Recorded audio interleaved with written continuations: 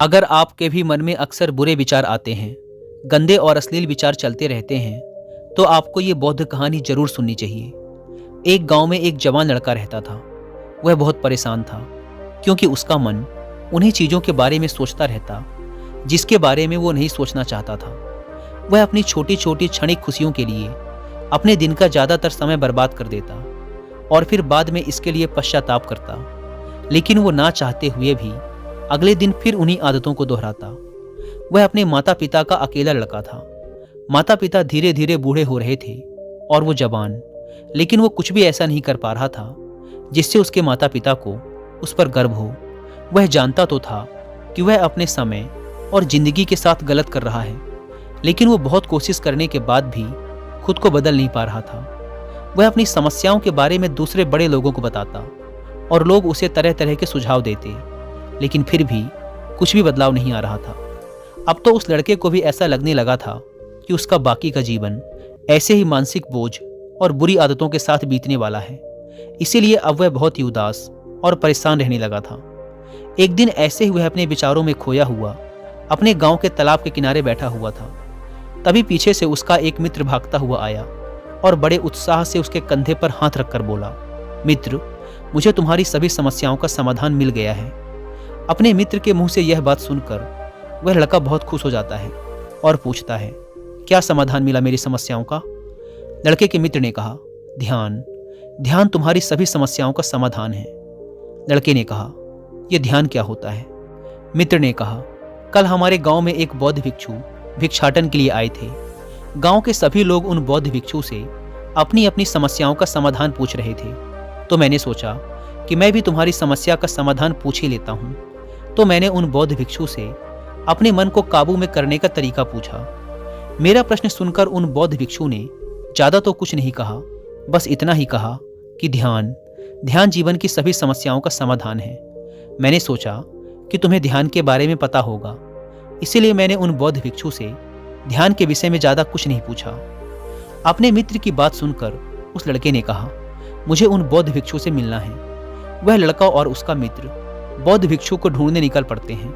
बहुत पूछताछ और खोज मशक्कत के बाद उन्हें वो बौद्ध भिक्षु बगल के एक गांव में एक पेड़ के नीचे ध्यान करते हुए मिलते हैं। वे दोनों उस बौद्ध भिक्षु के पास जाकर बैठ जाते हैं और उनकी आंखें खुलने का इंतजार करते हैं। थोड़ी देर बाद जब बौद्ध भिक्षु अपनी आंखें खोलते हैं तो वो उन्हें प्रणाम करते हैं और कहते हैं, आपने ये तो बता दिया कि ध्यान जीवन की सभी समस्याओं का समाधान है, लेकिन आपने ये नहीं बताया कि ध्यान है क्या। बौद्ध भिक्षु ने कहा, ध्यान क्या है इसको मैं शब्दों में समझा पाऊं इतनी मुझ में सामर्थ्य नहीं, लेकिन अब क्योंकि तुम लोगों ने प्रश्न किया है तो मुझे कुछ ना कुछ तो बताना ही पड़ेगा।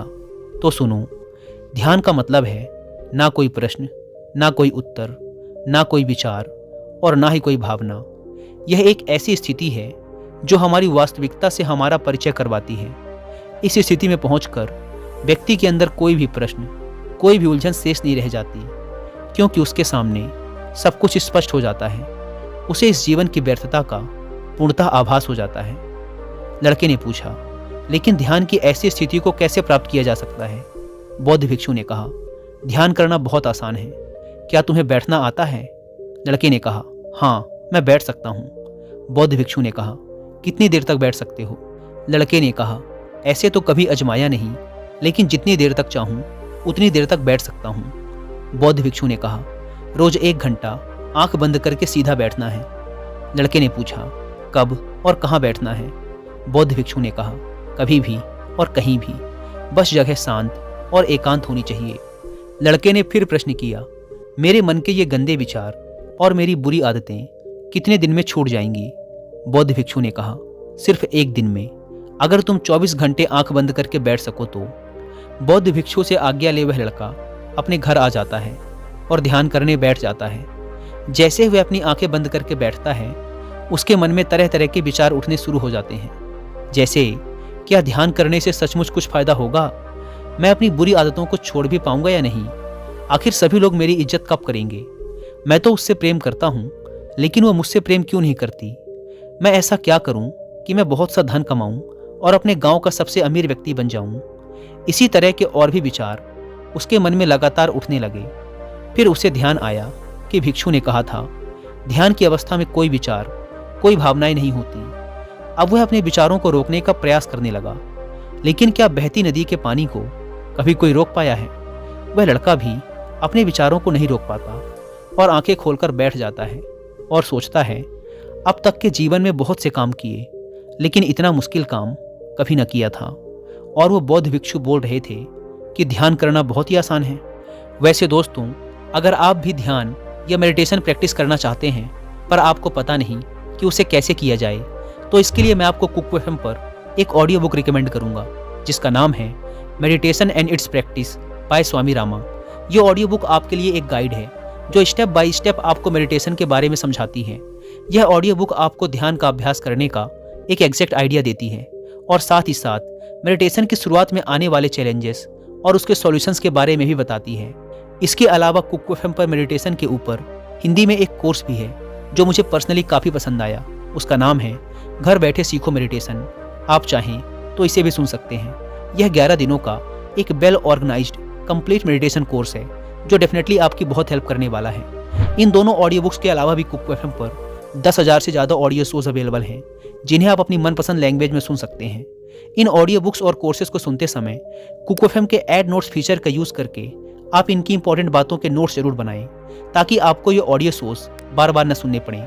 और अगर आप रात में सोते समय इन ऑडियो शोज को सुनते हैं तो इस ऐप के स्लीप टाइमर फीचर का यूज़ जरूर करें ताकि यदि आप सुनते सुनते सो जाएं तो ये ऑडियो शोज खुद ही बंद हो जाएं।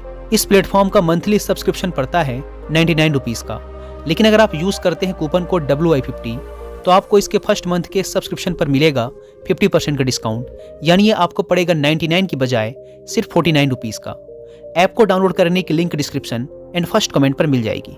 आइए कहानी पर वापस लौटते हैं। वह लड़का उन बौद्ध भिक्षु से मिलने दोबारा अपने घर से निकल पड़ता है और उनके पास पहुंचकर कहता है, आपने तो कहा था कि ध्यान करना बहुत ही आसान है, लेकिन ये तो मुझे दुनिया का सबसे मुश्किल काम लग रहा है। मेरे बहुत प्रयास करने के बाद भी मेरे मन में विचार उठने बंद ही नहीं हो रहे हैं। बौद्ध भिक्षु ने कहा, लेकिन तुमसे विचारों को रोकने के लिए किसने कहा है? लड़के ने कहा, तो फिर विचार रहित स्थिति कैसे प्राप्त होगी? आपने तो कहा था कि ध्यान में कोई विचार, कोई प्रश्न नहीं होते। बौद्ध भिक्षु ने कहा, हमारे दिमाग में हर समय बहुत से विचार जन्म लेते हैं और मरते हैं, लेकिन हमारा मन उनमें से किसी एक विचार को पकड़ लेता है और फिर उससे जुड़े विचारों के बारे में सोचता चला जाता है। इस तरीके से हमारा मन विचारों में उलझ जाता है और हम भूल जाते हैं कि हम क्या कर रहे थे। जब तुम ध्यान करने बैठोगे तो तुम्हारे दिमाग में भी बहुत से विचार उठेंगे और खत्म हो जाएंगे, लेकिन तुम्हें किसी भी विचार का चुनाव नहीं करना, बस उन्हें देखना है। तुम्हारे मन में विचार उठेंगे और खत्म हो जाएंगे। धीरे धीरे समय के साथ इन विचारों के उठने की गति कम होती चली जाएगी। बौद्ध भिक्षु के मुंह से ये सारी बातें सुनकर वह लड़का अपने घर वापस आ जाता है और दोबारा ध्यान करने के लिए बैठ जाता है। इस बार वह लड़का बौद्ध भिक्षु के बताए अनुसार अपने मन में उठ रहे विचारों को देखता है। वह कुछ देर तक तो विचारों को साक्षी भाव से देख पाता है, लेकिन फिर उसके मन में ऐसे विचार उठते हैं जिनके बारे में सोचने से वह खुद को रोक नहीं पाता और वह गहरे विचारों में खो जाता है। कुछ देर बाद उसे याद आता है कि वह तो ध्यान कर रहा था। वह दोबारा विचारों को देखने का प्रयास करता है, लेकिन इस बार उसका मन दूसरी चाल चलता है। अब उसके मन में अश्लील विचार उठने लगते हैं। वह लड़का सोचता है कि ध्यान जैसी पवित्र स्थिति में ये अश्लील विचार क्यों उठ रहे हैं। वह अपने मन में उठ रहे अश्लील और गंदे विचारों को रोकने का बहुत प्रयास करता है, लेकिन वो उन्हें रोक नहीं पाता। उसके मन में लगातार बस ऐसे ही विचार उठ रहे थे। बहुत देर तक प्रयास करने के बाद जब वह लड़का परेशान हो जाता है तो वह ध्यान से उठकर सीधा उन बौद्ध भिक्षु के पास पहुंचता है और कहता है, मैं जब भी अपनी आंखें बंद करके ध्यान करने के लिए बैठता हूँ तो मेरे मन में सिर्फ अश्लील और गंदे विचार ही आते हैं। बौद्ध भिक्षु ने कहा, कोई भी विचार अच्छा या बुरा नहीं होता, इसीलिए किसी भी विचार को बुरा समझकर उसे जबरदस्ती दबाने का प्रयास मत करो, क्योंकि हमारे द्वारा विचारों का विरोध ही उन्हें और भी शक्तिशाली बनाता है। इसीलिए किसी भी विचार का दमन करने का प्रयास मत करो, क्योंकि इस मन की प्रकृति ही ऐसी है कि हम इसे जिस चीज़ के बारे में सोचने से रोकते हैं यह उसी चीज़ के बारे में सबसे ज़्यादा सोचता है। इसीलिए तुम्हारा विचारों को रोकने का प्रयास व्यर्थ है, और जिन विचारों को तुम गंदे व अश्लील विचार कह रहे हो वो विचार भी तुम्हारे जीवन का एक हिस्सा है। इंसानी जीवन को आगे बढ़ाने के लिए इन विचारों का उठना भी जरूरी है।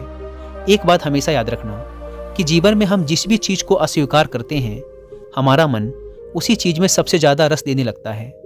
इसीलिए जीवन की किसी भी सच्चाई को नजरअंदाज करने का प्रयास मत करो।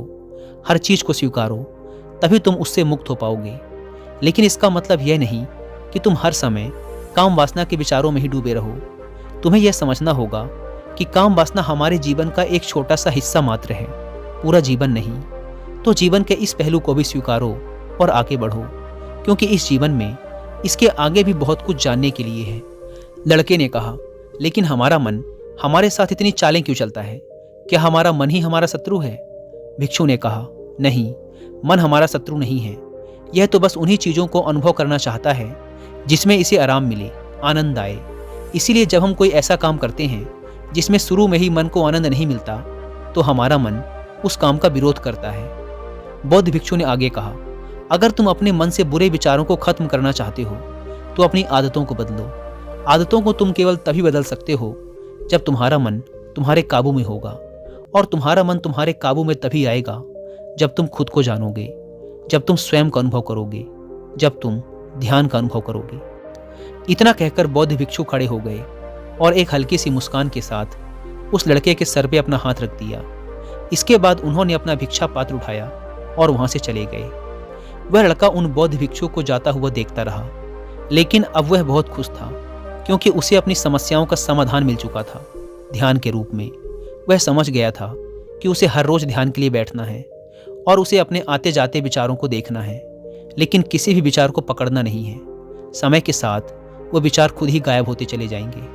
साथ ही वो ये भी समझ गया था कि कोई भी विचार अच्छा या बुरा नहीं होता, विचार सिर्फ एक विचार होता है। इसीलिए विचारों का विरोध करना भी व्यर्थ है।